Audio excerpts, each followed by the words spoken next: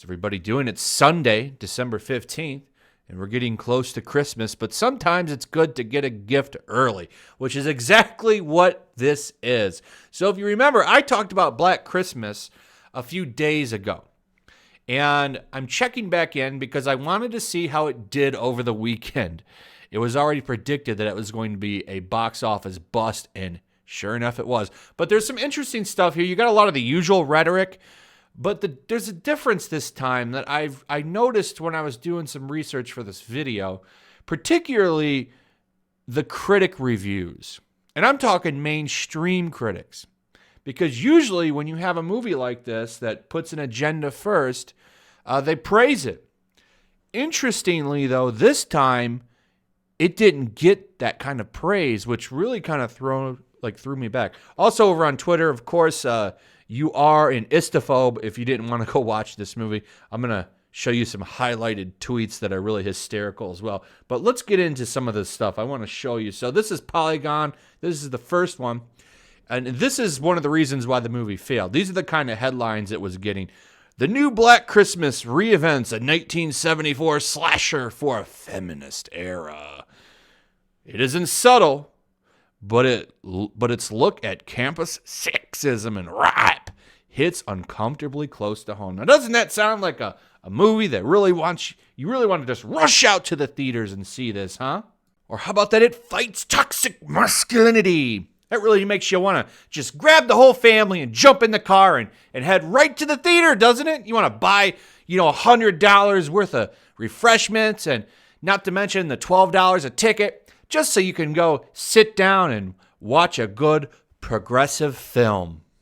But here's the really impressive thing that is different from other movies like this, at least to me, is the consensus, even to the Hollywood shills, is that it sucked. No shit. See more and more headlines like this.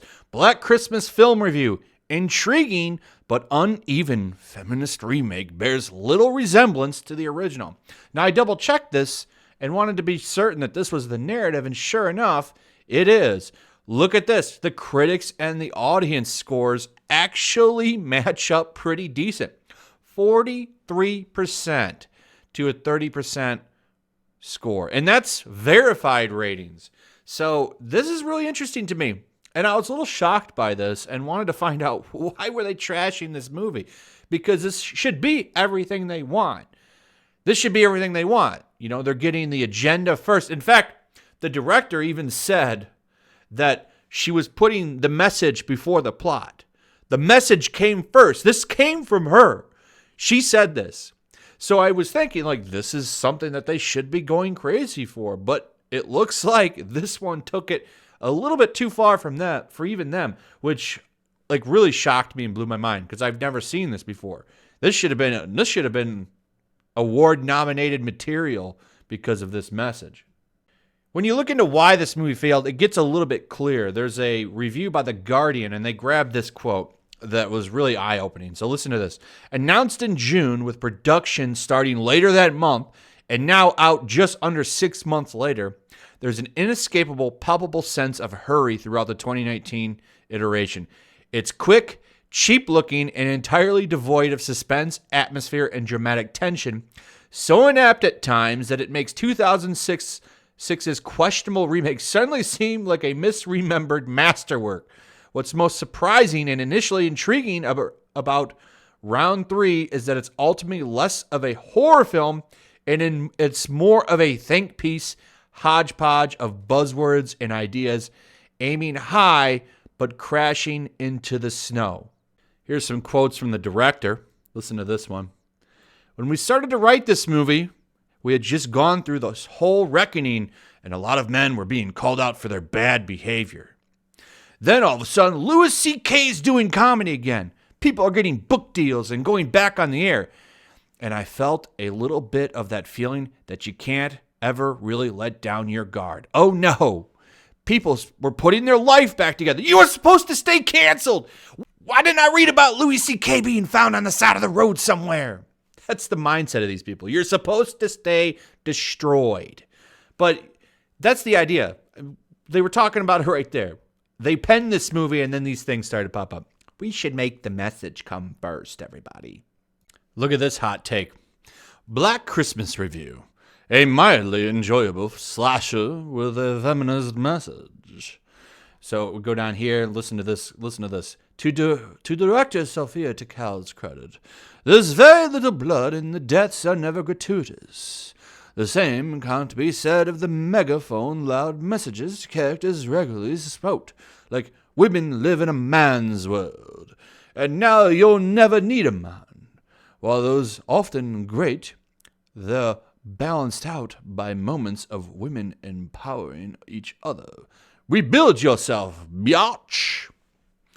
Here's the takeaway I get from a lot of these reviews.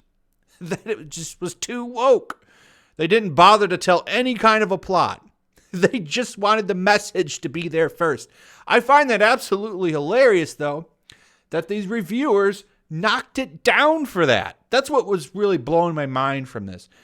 And it just shows you can't just...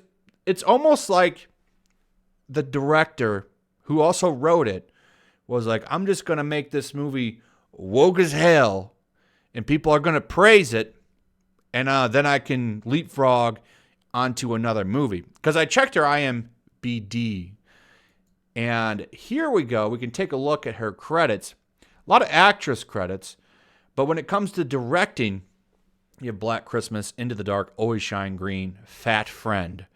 I've never heard of anything on here. Never heard of anything. Writer credits, Black Christmas, Into the Dark, and Green. That's it. So I did a little bit of work, and the guy who owns the studio that made that movie, it would seem, said some stupid message about, why he hasn't had a female director. And he said, well, there's not very many female directors. So, of course, he got lambasted by the media. And it would seem that he pushed this movie out to kind of sway that a little bit off of him. And he just said, do whatever you want. This way I can look a little bit better to these crazy cancel culture people. And I can say, well, I made that Black Christmas movie. That's what it seems like to me. Now, that's just an assumption, but it kind of lines up with everything that I'm reading here. Here's the official numbers, by the way. Let me go over this quick paragraph. The news was good for Jumanji: The Next Level, a 19.4 million Friday and a probable 50 million debut weekend. But it was grim for everything else. Blumhouse and Universal's Black Christmas earned a frankly miserable 1.8 million on Friday, including 230,000 in Thursday previews. The PG-13 horror remake of Bob Clark's trend-setting 1974 slasher, which was previously remade as an ultra-violent R-rated slasher flick in 2006, is on track to earn just $4.5 million for the weekend. Yes, the film cost $5 million to produce, and yes, it opened a little better than Clint Eastwood's Richard Jewell, but this is a tragedy. It's sadly Universal's second disappointing Christmas flick after Paul Feig and Emma Thompson's Last Christmas, which, to be fair, may break even thanks to decent overseas numbers. You know Paul Feig, right? The guy who directed Ghostbusters 2016, another flop for him. By the way, the guy who wrote that last article, who said it's a tragedy that it did bad, Scott Mendelson. That's right. If you follow any YouTube commentator channel that does, videos about this kind of stuff, I'm sure you know who Scott Mendelson is. He was very heartbroken that the movie did bad. Look at this, though. The Black Christmas Star says why men should want to see the horror remake. Here was her hot take. I think that it's important for men to see the story. I mean, why not? What's wrong with watching female performances? That's what it comes down to, ultimately, said Poots. It's for an audience who will appreciate the film and the message, which was nobody. But hey, you better go see that movie, guys. I mean, why don't you want to see it? Is it because there's girls in it? How dare you? Of course, people are scratching their heads on why wasn't this movie successful? And we get stuff like this. Seeing so many men be mad about Black Christmas is wonderful because, spoilers, the villains aren't men. They are bad men. Just like any other movie. But if y'all want to tattle on yourselves by making it obvious how much you hate women, then that's cool too. There are a lot of takes like this. You find a few more. down here. Not a lot of people are actually even talking about this movie. No one seems to really care about it. The only people that are upset are the usual ones that are saying stuff like this. Future wife caught me laughing at all the dudes mad online in my mentions right now.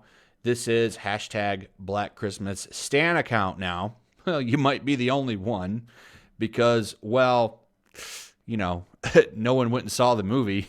The fact that it only made $4.5 million really says a lot there. She wanted to say a lot, though. I could not care less what adult men think about hashtag Black Christmas.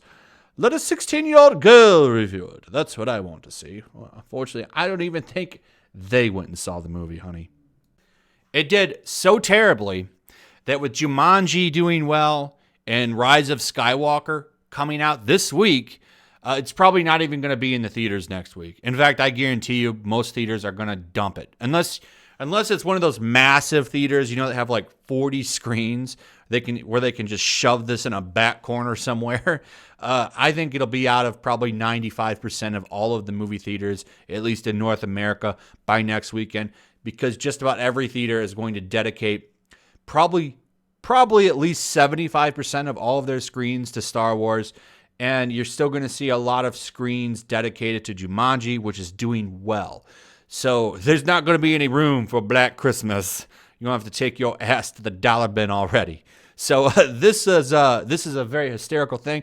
It's almost like it was too woke for the woke, which I find absolutely hilarious.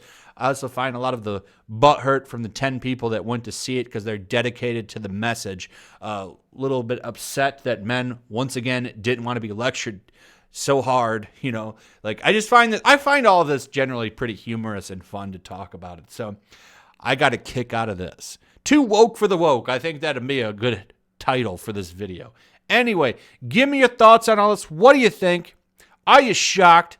Are you shocked that even the crazies didn't like it because it was too crazy? Give me your genuine opinions on that. And remember, comments and likes really help push videos in the algorithm. Engagement points are paramount. So please consider doing that. Also, make sure you're still subscribed. Very important because, well, YouTube unsubscribes people. Make sure you're hitting that subscription bell if you're new and the notification bell. Share the video, and I'll see y'all on the next one. Peace. Also, if you want to help support the channel, check out my Teespring store. There's a link in the description. You can find some merchandise in there that you might want to check out. Also, take a moment. Make sure you're still subscribed to the channel. There's something going on right now, and they've been unsubscribing people. So just take a second and double check on that and subscribe if you're new.